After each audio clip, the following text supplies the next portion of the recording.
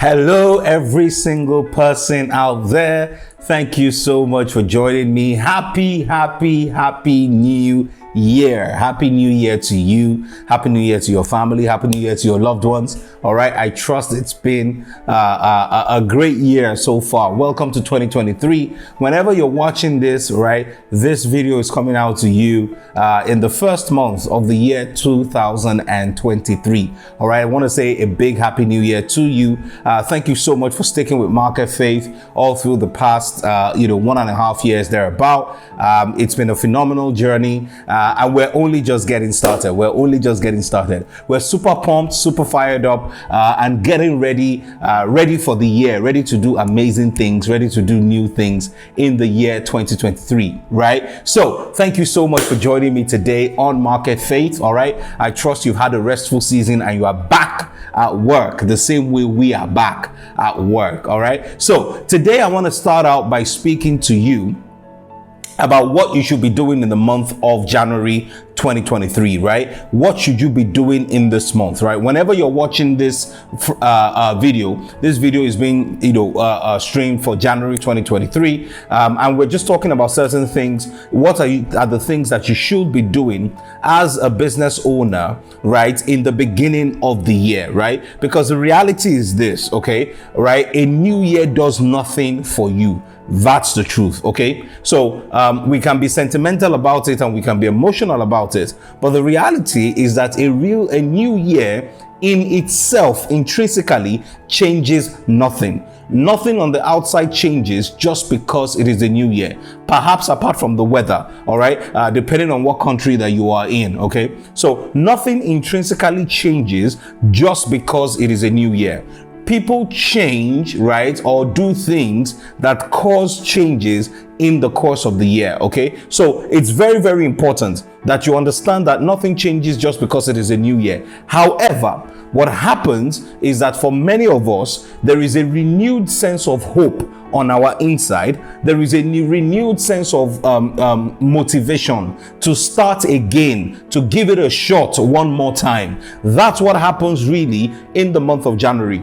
People feel like I've just finished a cycle and I'm about to start another cycle. And so because of that, there is a sense of motivation. There is a fresh impetus to do things and to get things going. So what I want to talk to you about today is how or in what ways can you leverage that motivation to do certain things that will be critical for your business and for you to achieve your goals in the year 2023. All right. So how do you leverage the motivation that comes with the beginning of the year to do new things, to do amazing things, and to get your business in a state that is much, much better than it was in the previous year, okay? That's really what we want to talk about. So that sense of momentum that is created, how can you use it to your advantage? How can you channel it in a way that helps you to achieve better results in the year 2023? One of the first things I want to suggest that you should do is to spend time in this month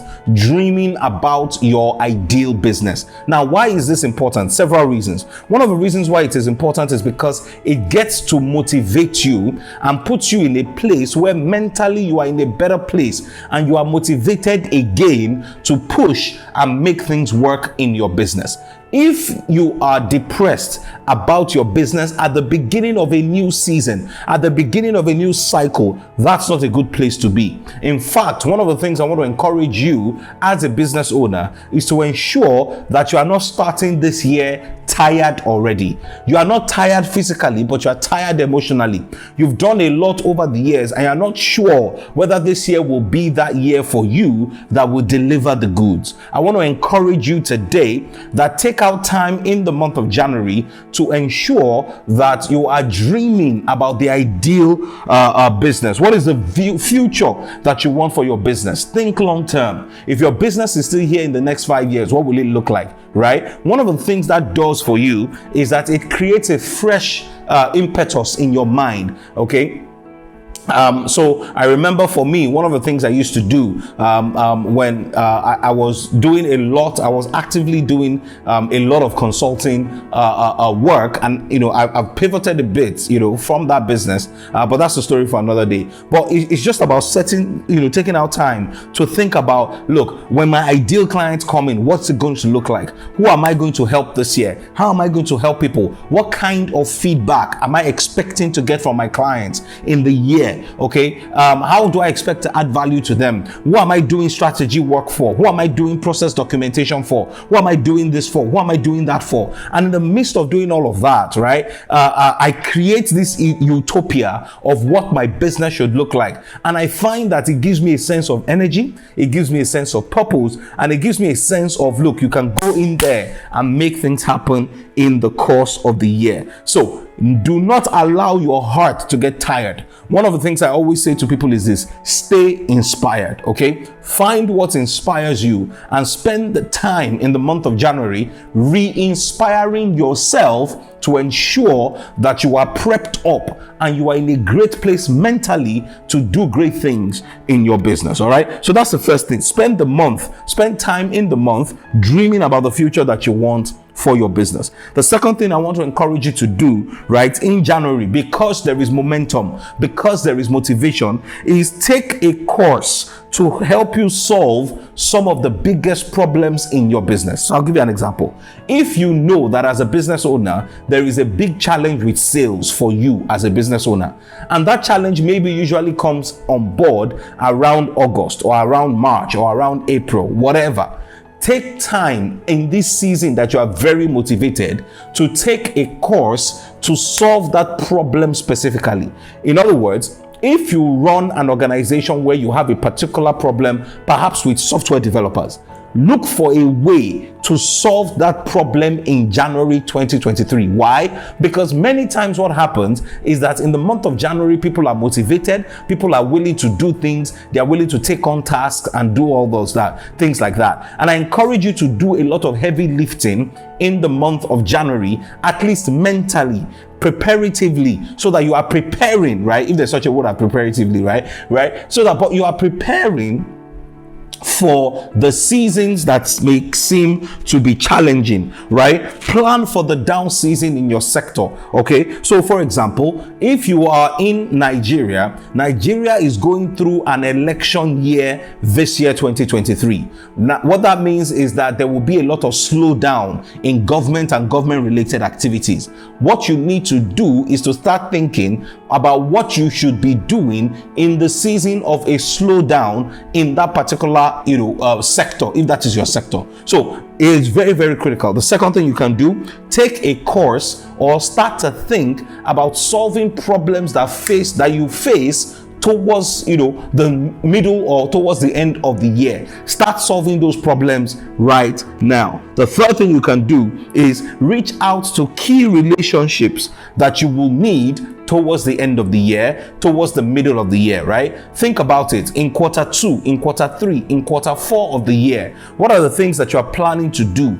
And who are the key people that you will need in your life and business at that time?